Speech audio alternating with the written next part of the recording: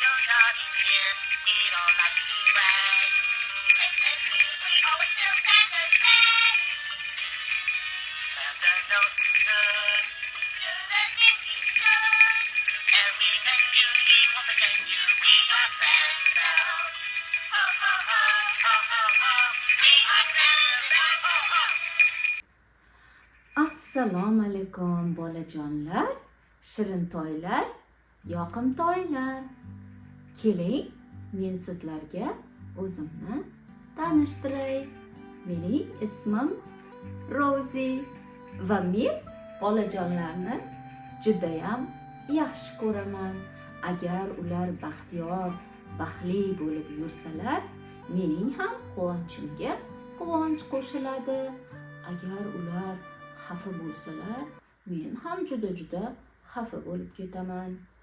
Bugun sizlarga juda ham muhim bo'lgan bir narsani o'rgatib qo'ymoqchiman. Bu bizning tanamiz haqida. Bilasizlarmi? Bizning har birimiz o'z tanamizga o'zimiz xo'jayinmiz. Masalan, men boshim, yelkalarim, qo'llarim, oyoqlarim, ularga men xo'jayinman. Mening ruxsatimsiz hech kimning teginishga haqqi yo'q.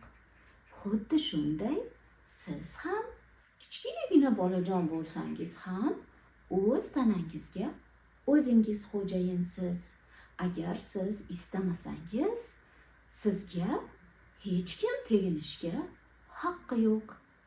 Endi biz tanamizga yaxshi teginish va yoqimsiz teginish haqida gaplashamiz. Ha, xuddi shunday. Tanaga teginish yaxshi va yoqimsizga bo'linadi. Bizning eng yaqinimiz onajonimiz va qolgan sevganlarimiz bizni yaxshi ko'rib erkalashlari mumkin. Ular bilan biz o'zimizni himoyalangan va judayam yaxshi his qilamiz.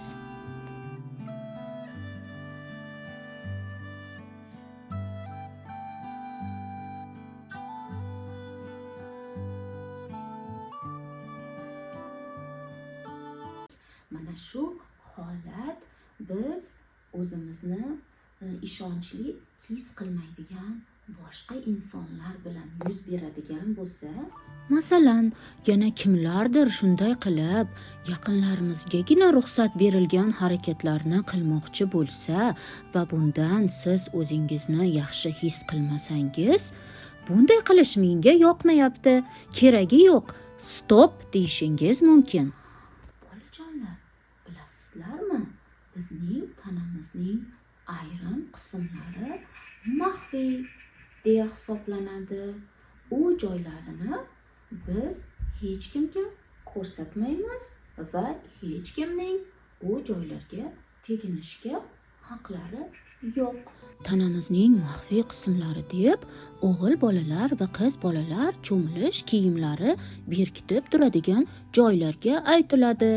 Bu joylarga oyijonimiz cho'miltirganda yoki uning iltimosi bilan o'g'il bolalarni dadajon cho'miltirishga yordam bergandagina ruxsat bor.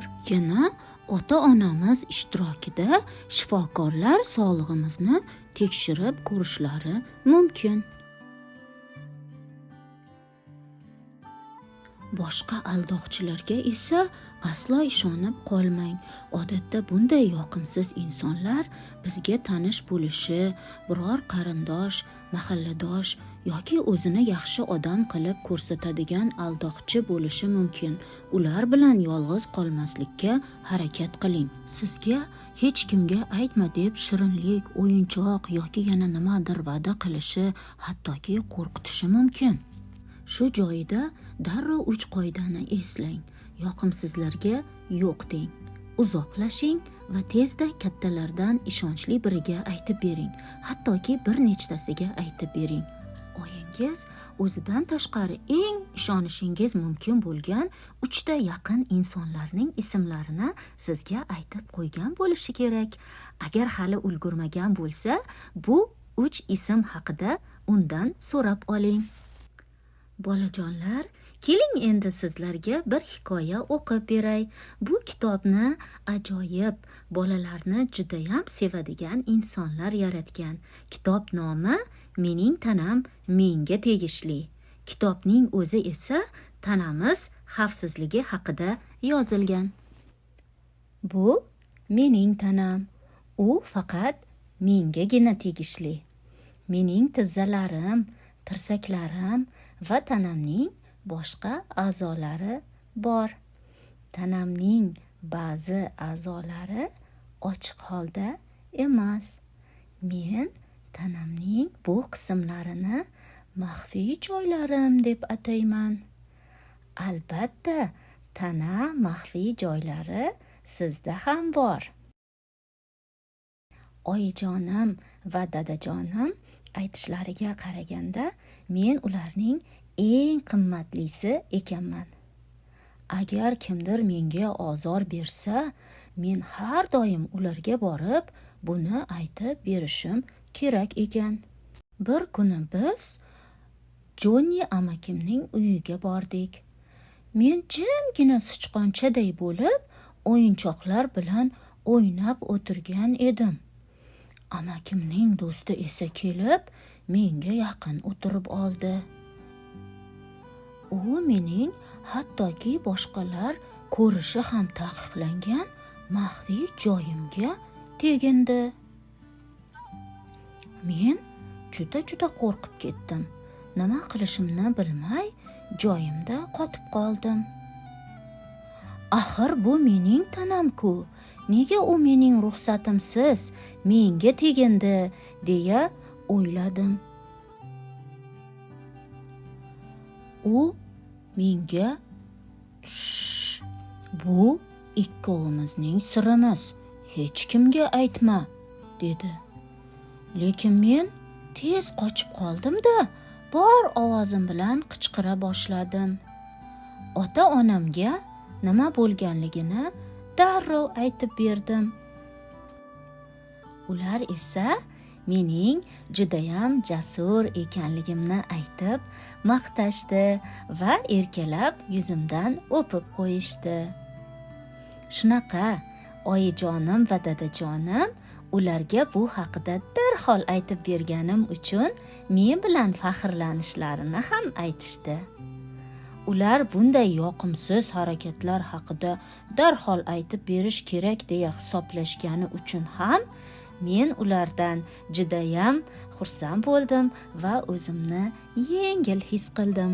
Bu vaziyatdan men yana shuni bilib oldimki, agar ota-onamga aytishga qo'rqqanimda, o'qituvchimga meni juda bezovta qilgan holat haqida aytib berishim mumkin ekan. O'sha vaziyat mening aybim bilan bo'lmaganligini bilaman va men hech qanaqa noto'g'ri ish qilmadim. Bu mening tanam va men o'syapman, katta hamda kuchli bo'lib boryapman. Ura! Yey! Bolajonlar, shirin to'ylarim, demak bugun siz o'z tanamga o'zim xo'jayinman degan mavzudagi ma'lumotlarni Rozidan o'rganib oldingiz. Demak siz o'z tanangizga o'zingiz xo'jayinsiz. Hech kimning sizning istagingizsiz sizga teginishga haqqi yo'q. Agar shu paytgacha kimdir shunday qilgan bo'lsa, bu sizga yoqmagan bo'lsa va hozir kimdir sizga teginayotgan, hech kimga aytma deb aldab yurgan bo'lsa, unga ishonmang, qo'rqmang va uyalmang. Chunki bu sizning aybingiz emas. Qo'rqishga, uyalishga hech hojat yo'q. O'zingiz ishongan, sizni sevadigan, o'zingiz yaxshi his qiladigan kattalarga albatta aytib berishingiz kerak. chunki sizga tegingan va yoki teginayotgan insonni aytib bersangiz, siz juda to'g'ri ish qilgan bo'lasiz. Agar sizda yana savollar bo'lsa yoki qandaydir maslahat kerak bo'lsa, oyijoningiz bilan Roziga izohlarda yozib qoldirishingiz mumkin. Rozi esa vaqt topishi bilan albatta sizlarga javob beradi. Sizlarni Rozi judayam yaxshi ko'radi. Xayr, ko'rishguncha.